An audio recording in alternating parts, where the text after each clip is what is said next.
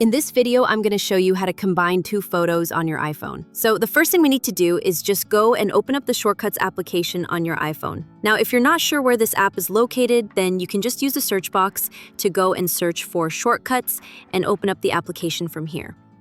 Now click on Shortcuts in the bottom left-hand side of this screen. Click on the plus icon in the top right.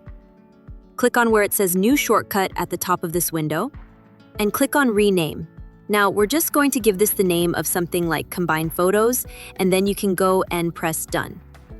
Now, scroll down to where it says Search Actions and click on the search box. Use the search box to go and search for Select Photos and click on it from this list.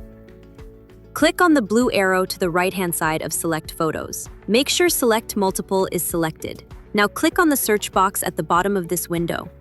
Go and search for Combine Images, and click on this.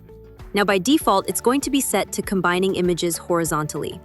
But you can click on horizontally, and you can change this to either vertically or in a grid, depending on how you want your two photos to be laid out.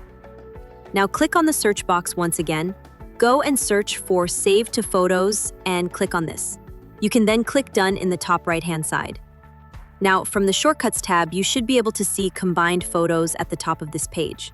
Now just hold down your finger on the new shortcut that we just created, click on Details, and then click on Add to Home Screen. Click on Add in the top right-hand side, and as you can see, we now have this application called Combined Photos.